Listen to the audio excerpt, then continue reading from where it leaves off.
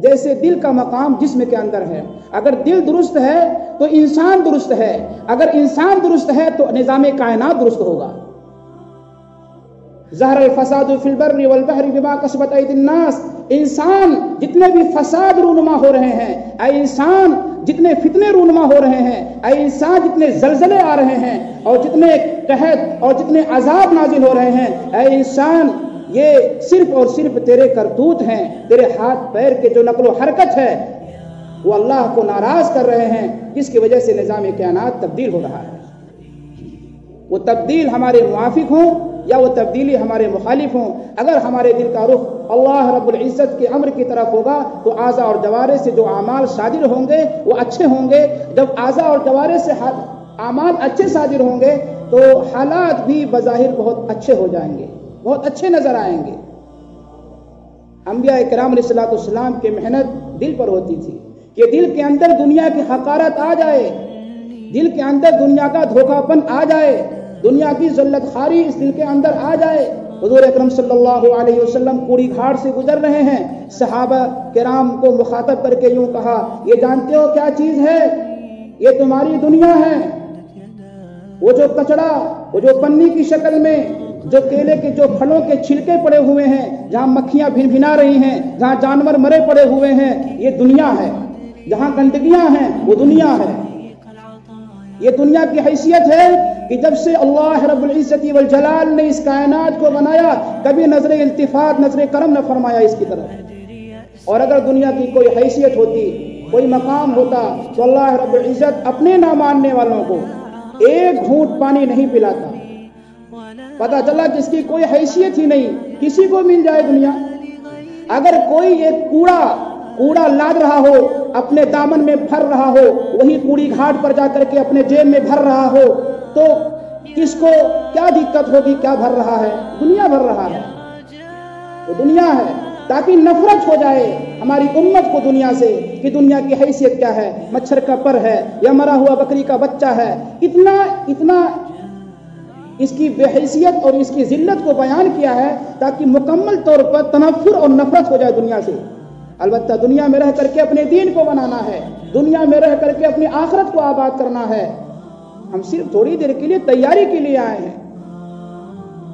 توجہ کی بات ہے کہ جو جنت حضرت آدم علیہ السلام سے ذرا سی لغزش، ذرا سی خطا، ذرا سی بھول سے حضرت آدم علیہ السلام جنت سے نکال دیے گئے، اور ہم بھلا گناہ کرتے کرتے، شراب پیتے پیتے، نماز چھوڑتے چھوڑتے، روزہ توڑتے توڑتے، جھوٹ بولتے بولتے، ناپ تول میں کمی کرتے کرتے جنت میں چلے جائیں گے؟ ایک بھول سے، ایک چوک سے حضرت آدم علیہ السلام کو جنت میں محروم کر دیا گیا اور ہم گناہ کرتے کرتے ہم جنت کا خواب دیکھ رہے ہیں؟ نہیں، بلکہ جیسے ہم سے بھول ہو گئی، ہم سے چوک ہو گئی، جیسے سیدنا آدم علیہ السلام نے توبہ استغفار کیا ہے، ہم کو بھی توبہ استغفار کر لینا چاہیے. انسان سے غلطی ہو جانا، انسان سے بھول ہو جانا یہ کوئی تعجب کی بات نہیں ہے، بلکہ حیرت اور تعجب تو جب ہوگی جب اس سے غلطی ہی کوئی نہ ہو. فرشتہ تو نہیں ہے. البتہ بات یہ ہے کہ غلطی ہو جانا اور توبہ کر لینا یہ نبی کی صفت ہے، حضرت آدم علیہ السلام کی صفت ہے، اور غلطی ہو جانا، توبہ نہ کرنا یہ ابلیس کی صفت ہے. حضرت آدم علیہ السلام سے چوک ہوئی، آپ نے دعا مانگا، ربنا ظلمنا انفسنا وان لم تغفر لنا وترحمنا لنكونن من الخاسرین. اے اللہ بے شک ظلم ہو گیا، چوک ہو گئی، بھول ہو گئی، اگر آپ نے نہ معاف کیا تو ہم بڑے نقصان میں ہوں گے. آپ کو احساس ہو گیا، آپ نے توبہ کیا، توبہ قبول ہوئی، لیکن ابلیس نے سجدہ نہیں کیا. چوک اس سے بھی ہوئی، غلطی اس سے بھی ہوئی، لیکن اس نے توبہ نہیں کیا. تو ہمارا سلسلہ سند کہاں پہنچ رہا ہے کہ اگر ہم غلطی کرتے ہیں توبہ کرتے ہیں کہ نہیں کرتے ہیں، یا اپنے غلطی پر جمے ہوئے ہیں کہ ہم نے ایک ٹھان لیا، ہماری ایک ضد ہے، ہم تو نہیں مانیں گے، ہم تو چھوٹے ہو جائیں گے. یہ ابلیس کی صفت ہے. مان لیجئے، چھوٹے بن جائیے. حضرت معاویہ رضی اللہ تعالیٰ عنہ مجمع میں اعلان کر رہے ہیں مال غنیمت کے متعلق، یہ میرا مال ہے، میں اس کا مالک ہوں، جس کو چاہوں دوں، جس کو چاہوں نہ دوں.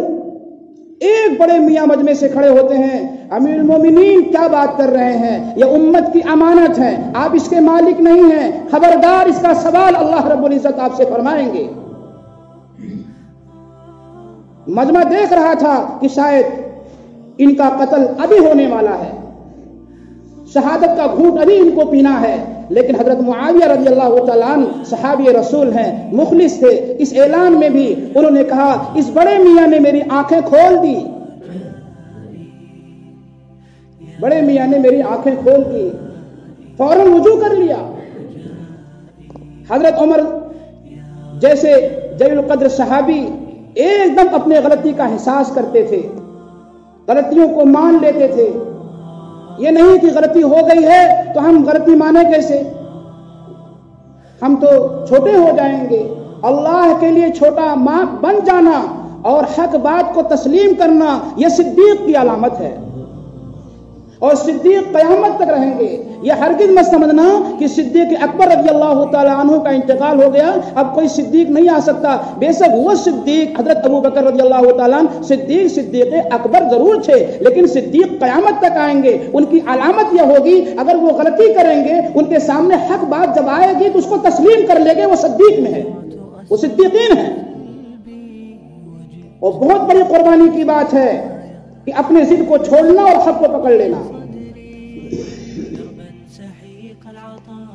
حضور اکرم صلی اللہ علیہ وسلم نے دنیا کی حقارت کو بہت کثرت کے ساتھ تنبیہ کرتے تھے تاکہ صحابہ کرام میں غفلت نہ آنے پائے۔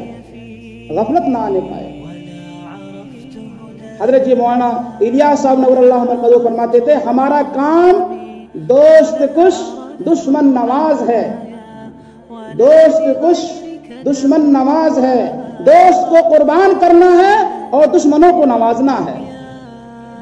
شخصیت سوزی ہے، شخصیت سازی نہیں ہے، شخصیت کوئی نہیں ہے بلکہ اس کو کھپا دینا ہے، گرا دینا ہے، اور اسی میں ہماری اور آپ کی عزت ہے۔ بڑے بڑے صحابہ کرام ڈرتے تھے، باوجود امیر المومنین حضرت عمر رضی اللہ تعالیٰ عنہ ملہم ہیں، ان کے اشارے پر آیت کریمہ کا نزول ہو رہا ہے عرش عظیم سے آپ کی رائے کے مطابق، لیکن آپ ڈر رہے ہیں اور اپنی حیثیت مجمع میں کہ تم میں سے ایک آدمی میں بھی ہوں، جیسے آپ ہیں ویسے میں ہوں، اور ڈر اتنا کہ کیا کہنے۔ فضائل اعمال ہم پڑھتے رہتے ہیں، حکایات صحابہ، حیات الصحابہ کا مطالعہ کرتے ہیں، سیدنا عمر رضی اللہ عنہ کے حیات کے بارے میں پڑھیے، کس طرح سے ڈرتے تھے اور اپنے ساتھیوں کو آگے بڑھاتے تھے۔ آج کل جو وقت ہے، جو ماحول آج چل رہا ہے، اس زمانے میں ہمارے ساتھی خاص طور سے جو کام کرنے والے ساتھی ہیں بہت ہی آزمائش میں چل رہے ہیں، بہت ہی بڑے امتحان میں اس وقت چل رہے ہیں۔ اب دیکھنا ہے کہ نتیجہ کیا آتا ہے، نتیجہ کیا آتا ہے۔ ایک حالات آیا ہوا ہے، ایک آندھی آئی ہوئی ہے، کون بچ سکتا ہے اس طوفان سے؟ بڑی آزمائش ہے، اور ہم کسی بھی درجے پر پہنچ کر کے یہ نہ طے کر لیں کہ ہم تو بچ گئے، کامیاب ہو گئے۔ موت تک ہمیں ڈرتے رہنا ہے، موت تک۔ امام احمد بن حنبل جیسا جلیل القدر امام مجتہد نزا کی حالت ہے، کبھی غشی ہے، کبھی افاقہ ہے، ابھی نہیں، ابھی نہیں۔ کیا چیز ابھی نہیں؟ کہ شیطان یہ کہہ رہا ہے کہ امام احمد بن حنبل ہمارے چنگل سے نکل گیا، ہمارے فریب سے نکل گیا، ہمارے مکر اور داؤ پیش سے نکل گیا۔ تو آپ کہتے تھے وہ غشی کے عالم میں، نزا کے عالم میں ابھی نہیں، ابھی نہیں۔ جب آپ کو افاقہ ہوتا تھا تو ان کے قریب عائشہ پوچھتے تھے حضرت کیا فرما رہے ہیں؟ یوں کہا شیطان آ رہا تھا، یوں کہہ رہا ہے کہ امام احمد تو ہمارے فریب سے نکل گیا۔ تو میں نے کہا ابھی نہیں، جب تک ہمارا خاتمہ ایمان پر نہ ہو جائے، میرا خاتمہ ایمان پر نہ ہو جائے۔ ہم اتنا ڈریں اور ہماری طاقت میں نہیں ہے، ہماری نسبت، ہماری طاقت، ہماری مالداری، ہماری کوئی بھی صلاحیت استعداد کی چیز یہ ہمیں گارنٹی نہیں دے سکتی ہے کہ تمہیں حسن خاتمہ تمہارے مقدر میں ہو چکا ہے۔ ہمیں ہمیشہ ڈرنا ہے، موت تک ڈرنا ہے، جب تک کہ ہماری جان قبض نہ ہو جائے، اس وقت ڈرتے رہیں۔ کتنے حالات آتے ہیں، اور بتائیے اس سے بڑا قریب کون آدمی ہو سکتا ہے کہ جبرائیل امین علیہ السلام آیت کریمہ لے کر آ رہے ہیں، حضور اکرم علیہ السلام پر نازل ہو رہا ہے، اور آپ صلی اللہ علیہ وسلم صحابہ سے لکھوا رہے ہیں. ایک صحابی اس میں سے جب تخلیقی مراحل کا تذکرہ اللہ رب العزت نے اس آیت کریمہ کو اتارا کہ پہلے وہ ایک پانی کی شکل نطفہ ہوتا ہے، اس کے بعد جو ہے مضغہ ہوتا ہے، اس کے بعد جو ہے عظام ہوتا ہے، یہ ایک ترتیب ہے جو ماں کے پیٹ میں بچہ تیار ہوتا ہے. تو اس پر وہ صحابی رسول جو وحی لکھتے ہیں ان کی زبان سے یہ نکل گیا فتبارک اللہ احسن الخالقین، ادھر ان کی زبان سے نکل ادھر عرش عظیم سے یہی آیت بن کے نازل ہو رہی ہے. امتحان کیسے ہو جائے، کب ہو جائے، کس کا ہو جائے، کس طرح کس لائن کا امتحان ہو جائے، پھر اس میں وہ جمے گا نہیں جمے گا، بس اللہ کی نصرت اگر شامل حال رہے گی تبھی جم سکتا ہے. ادھر عرش الہی سے فیصلہ ہو رہا ہے فتبارک اللہ احسن الخالقین، بابرکت ہے وہ ذات، کیا حسن تخلیق ہے اللہ کا، کیا انداز ہے پیدا کرنے کا اور پیٹ کے اندر بچہ بنانے کا. ادھر نازل ہوئی، ادھر جو ہے وہ صحابی رسول جو صحابی رسول ہیں انہوں نے بھی کہا ابھی آپ ان کی زبان سے نہیں نکلا، عرش سے فیصلہ ہو چکا، زبان سے آپ کے نہیں نکلا، اور انہوں نے کہا فتبارک اللہ احسن الخالقین. حضور اکرم علیہ السلام نے فرمایا اسے بھی لکھو، اسے بھی لکھو. اب ان کو وہی شبہ ہو گیا، یہ کون سی بات، تو میرا کلام ہے. حضور اکرم علیہ السلام نے فرمایا نہیں، اللہ کا کلام ہے، نازل ہو چکا، جبرائیل پڑھ چکا، جبرائیل امین پڑھ چکے ہیں. یہاں تو ان صحابی کو خوش ہو جانا چاہیے کہ میری بات اس قدرت والے کلام سے موافق ہو گئی. خوش ہو جانا چاہیے تھا کہ جو میری زبان سے نکلی وہی عرش عظیم سے آیت کریمہ بن کر آ گئی. خوش ہو جانا چاہیے تھا، بلکہ دوسری طرف ان کا ذہن چلا گیا، امتحان میں فیل ہو گئے. اور کدھر گیا کہ یہ تو اللہ کا کلام نہیں ہو سکتا، یہ تو ایسا ہے کہ محمد صاحب صلی اللہ علیہ وسلم کو جس شخص کی بات اچھی لگتی ہے اسی کا لکھوا دیتے ہیں، یہ وہی قرآن بن جاتا ہے. پکڑ آ گئی فوراً اور مرتد ہو گئے، مرتد ہو گئے. کاتب وحی اتنا قریب ہو کر کے کہ وحی کا لکھنے والا صحابی مرتد ہو رہا ہے، تو ہم کبھی یہ فیصلہ نہ اپنے بارے میں کریں کہ ہم نے اتنا کام کر لیا ہے اور اتنے اتنے لوگوں سے جڑ لیا، اتنے لوگوں سے ہم نے ملاقات حاصل کی ہے، اب ہمیں کوئی غم نہیں، کوئی خوف نہیں، کوئی فکر نہیں، اب ہماری تو نجات ہو چکی ہے. یہاں گرفت ہو گئی. محاسبہ کرنا ہے اپنے آپ کو، اس میں کوئی صلاحیت مطلوب نہیں ہے. اللہ رب العزت کو اصل صفات قبولیت سے اللہ کام لیتا ہے. کام کرنے کے لیے صلاحیت تو مطلوب ہے، لیکن قبولیت کے لیے صلاحیت کی ضرورت شرط نہیں ہے کہ بہت صلاحیت ہوگی تبھی قبول ہوگا، ایسا نہیں ہے. ہاں کام لینے والے کے اندر صلاحیت ہونی چاہیے. تو میرے دوستو کام لینے والا تو اللہ ہے، اس کی صلاحیت میں کوئی کمی ہے؟ اس کے استعداد میں، اس کی قدرت میں، اس کی طاقت میں کوئی کمی ہے؟ تو کام لینے والا مضبوط ہونا چاہیے. تو کام لینے والا تو اللہ ہے. استعمال ہم ہو جائیں، ہم کام میں آ جائیں، قبول ہو جائیں، اس کے لیے صفات قبولیت کی شرط ہے. ہمارے اندر وہ صفات ہو، وہ عاجزی ہو، وہ تواضع ہو، وہ چھوٹا پن ہو کہ اللہ ہمیں قبول کر لے. تو صلاحیت شرط نہیں ہے کام لینے کے لیے. بتاؤ اس مچھر کے پاس کیا صلاحیت تھی کہ جو نمرود کا کام تمام کر دے؟ کوئی صلاحیت تھی، کوئی طاقت تھی؟ لیکن کام لینے والا تو اللہ ہے، وہ طاقتور ہے. جس کو کام لینا ہے اس کا طاقتور ہونا ضروری ہے. وہ کسی پرجے کو کیسے استعمال کر لے، وہ ساری فوج اللہ کی ہے. وَلِلَّهِ جُنُودُ السَّمَاوَاتِ وَالْأَرْضِ، اللہ ہی کے قبضے قدرت میں ہے آسمان زمین کی فوج، اور ساری اسی کی فوج ہے. کتنی فوج ہے؟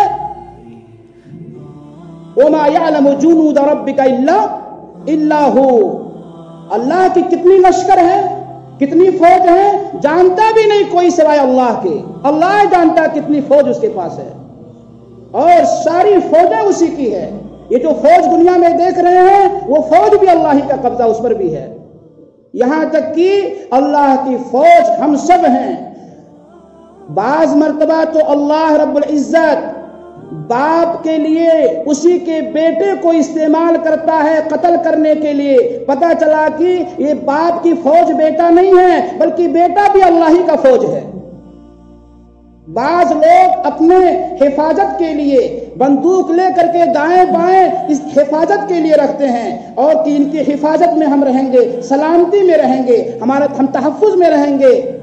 لیکن ایسا بھی ہوا ہے، اس تاریخ نے، اس زمین نے، اس آسمان نے، اپنے نیچے زمین نے، اپنے اوپر ہم سب نے مطالعہ کیا اخباروں میں، وہی حفاظت کرنے والوں نے انہیں گولیوں سے بھون دیا ہے۔ فوج اللہ کی ہے، جدھر چاہے بندوق کی گولی اور اس کی نلی گھما دے۔ ہم سوچتے رہ جائیں گے، حیران ہو جائیں گے، سب پر قبضہ اللہ کا ہے۔ تو ہم کہیں کسی درجے میں پہنچ کر کے ہم بے فکر نہ ہو جائیں کہ ہمیں کچھ کرنے کی ضرورت نہیں ہے، ہمیں ہر طرح سے حفاظت مل چکی ہے اور ہمیں ہر طرح سے ہماری مغفرت ہونے یقینی ہے، کچھ نہیں ہو سکتا ہے۔ حضرت عمر رضی اللہ تعالیٰ عنہ جیسے ملہم صحابی اتنا ڈرتے تھے کہ کاش کوئی گھاس ہوتا، کسی مومن کے جسم کا بال ہوتا۔ یہی حال سیدنا ابوبکر صدیق رضی اللہ تعالیٰ عنہ۔ تو ہم اپنے استعداد پر قبول نہیں ہو سکتے ہیں، اپنی طاقت پر قبول نہیں ہو سکتے ہیں، بلکہ صفات قبولیت سے اللہ کام لیتا ہے۔ اللہ کام لیتا ہے، کام میں استعمال آ جانا، چاہے اس کو نہ دیکھیے کام لے کون رہا ہے۔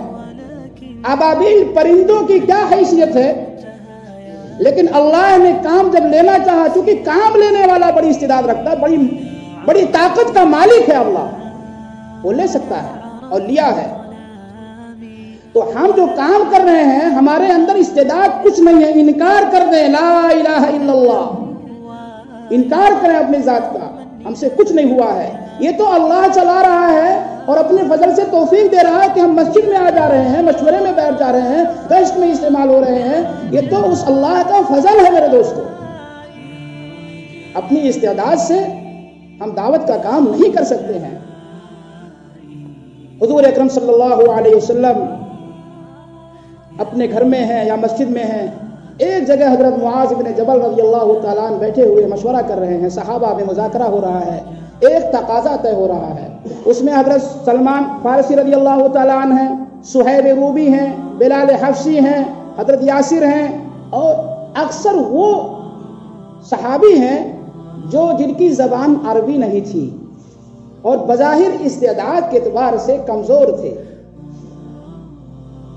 تو قبیلے خزرج کے قیس کھڑے ہوئے کہ آپ تقاضا ان لوگوں کو سامنے رکھ کر کے رکھ رہے ہو جن کی زبان بھی عربی نہیں ہے، یہ کیا کام کر سکتے ہیں؟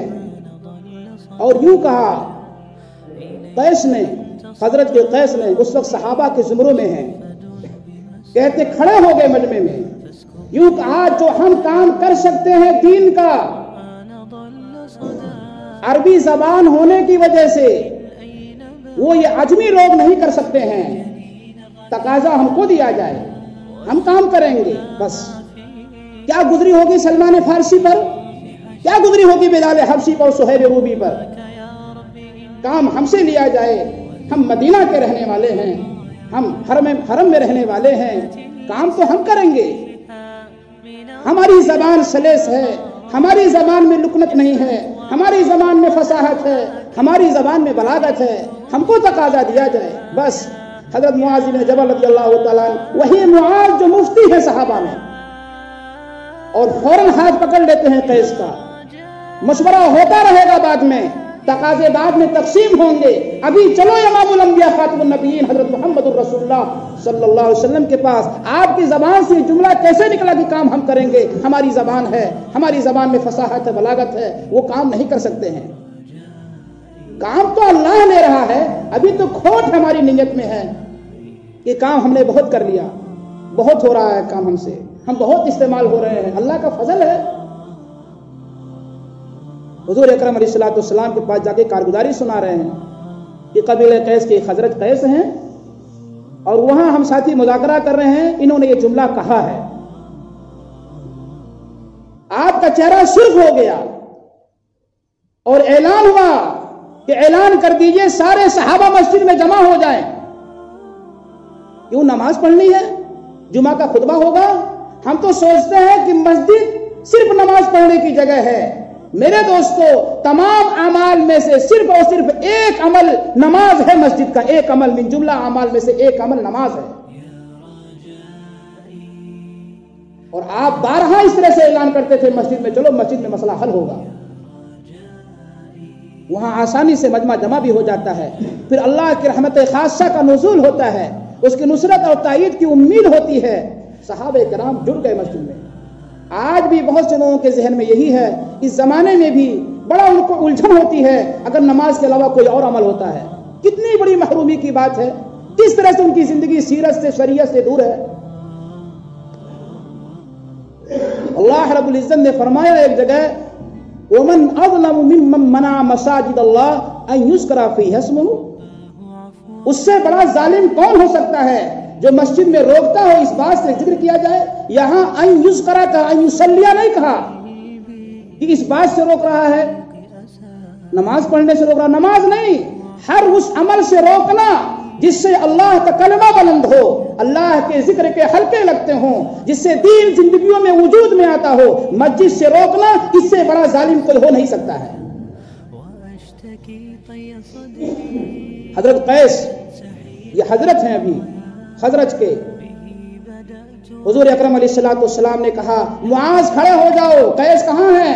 صحابہ کھڑے ہیں، سلمان بھی ہیں، سلمان فارسی بھی ہیں، صہیب رومی بھی ہیں، بلال حبشی بھی ہیں، یاسر بھی، سارے صحابہ ہیں کہ ان کے پاس کوئی تقاضا نہیں ہوتا تھا جب اعلان ہو جاتا تھا کہ سب لوگ مسجد میں جمع ہو جاؤ. اس کے بعد کہا قیس تم نے کیا کہا؟ اب وہ بات دہرانی پڑے گی. قیس نے کہا بس ہم نے یہی کہا ہے. کہا یہ نہیں ساری بات بتا رہے ہیں، حضرت معاذ کریں میں بتاؤں کیا کہا تھا. انہوں نے یہ کہا تھا کہ جو کام ہم کر لیں گے عربی زبان ہونے کی وجہ سے وہ یہ کام عجمی لوگ نہیں کر سکتے جن کی زبان عربی نہیں ہے.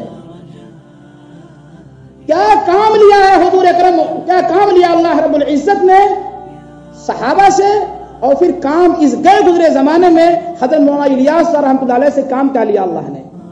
کیا زبان تھی آپ کی؟ کیا عرب میں کام نہیں پہنچا؟ کیا انگریزی بولنے والوں میں کام نہیں پہنچا؟ دنیا کا کون سا ایسا ملک ہے جہاں نظام الدین کی آواز نہ پہنچی ہو؟ آپ کی زبان میں لکنت تھی، آپ اتنے فصیح نہیں تھے. ان کے ساتھی خود بیان کرتے ہیں، کتابوں میں ان کے سمانے لکھتے ہیں تو بتاتے ہیں کہ آپ کی کیا کیفیت ہوتی تھی، کس طرح کس انداز کا آپ بیان ہو کرتے تھے. لیکن اندر ایک فکر ہے، غم ہے، قرآن ہے، تو اللہ نے پورے عالم میں پہنچا دیا اس کام کو. حضور اکرم صلی اللہ علیہ وسلم نے جب اس جملے کو سنا کہ زبان ہماری ہے عربی، حضور اکرم علیہ السلام کو جلال آیا اور اسی کیفیت میں آپ نے بیان کیا. کہا قیس عربی زبان نہ تمہاری ماں ہے نہ تمہارا باپ ہے، اور سنو کسی کو کام کرنے پر اور کام لینے پر کسی کا کام یہ محتاج نہیں ہے عربی زبان کا، تمہاری صلاحیت استعداد کا، دین کا تقاضا محتاج نہیں ہے. اور کہا حضرت معاذ بن جبل رضی اللہ تعالیٰ عنہ سے معاذ اس قیس کو چھوڑ دو، دھکا دے دو جہنم کی طرف. حدیث شریف میں آتا ہے، صحابہ میں یہ بیان ہے قیس مرتد ہو گئے صرف اس جملے سے کہ کام ہم کریں گے. ان کے اندر استعداد نہیں ہے. ہم پڑھے لکھے لوگ ہیں، ہم بہترین بولتے ہیں، ہماری تقریر اچھی ہے، ہم تو یونیورسٹیوں میں گھومنے والے ہیں، ان کو کیا معلوم ہے کام کرنا. اللہ کو جب کام لینا ہوگا، جس سے لینا ہوگا وہ اللہ کام لیتا ہے. ہم نہیں کام کر سکتے ہیں اپنے مرضی سے. بتائیے ابابیل پرندہ ابرہہ کے لشکر کو نیست و نابود کر سکتا تھا؟ کبھی تاریخ میں ایسی بات آئی؟ اور اب کیوں کوئی لشکر گر رہا ہے؟ ابابیل پرندے بھی ختم نہیں ہوئے ہیں، ابھی بھی مچھر بہت زیادہ ہیں، لیکن اللہ نے جب چاہا وہ ہوا ہے. اس لیے ہم ڈرتے رہیں کام میں اور اللہ کا شکر ادا کرتے رہیں.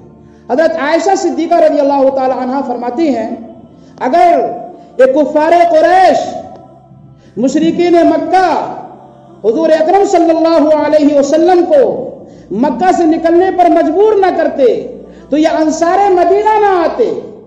انصار مدینہ نہ آتے، لیکن ان کے ناشکری کی وجہ سے اللہ نے عرش اعظم سے فیصلہ کر دیا کہ ان مشرکین مکہ کو نکالنا ہے، ان کو محروم کرنا ہے اور انصار مدینہ کو لانا ہے۔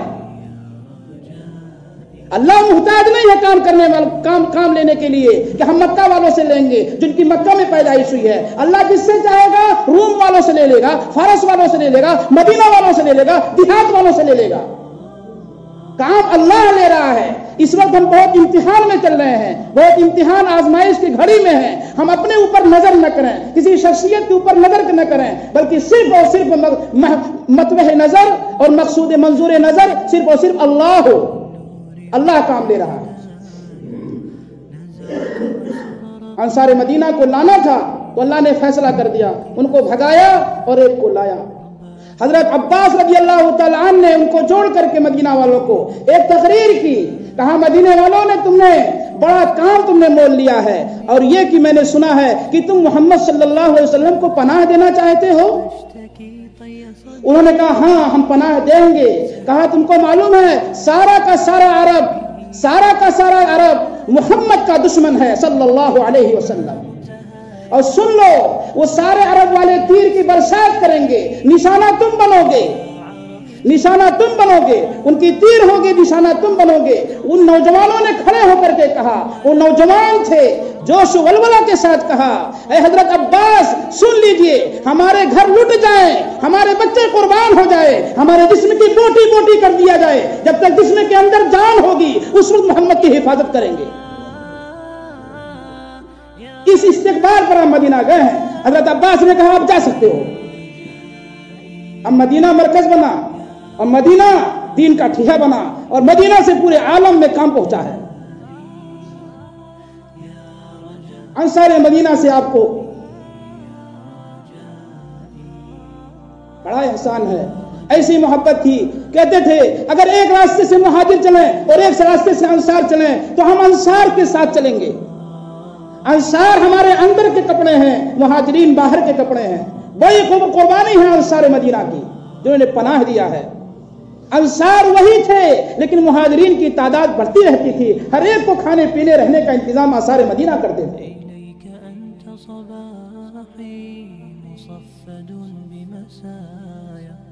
فاسكب ضياءك إني ظمآن ضل صدايا إليك أنت صباحي مصفد بمسايا فاسكب ضياءك إني ظمآن ضل صدايا لم أدر من أين بعد أسقي جنين الركايا والشط لا ما فيه يطفي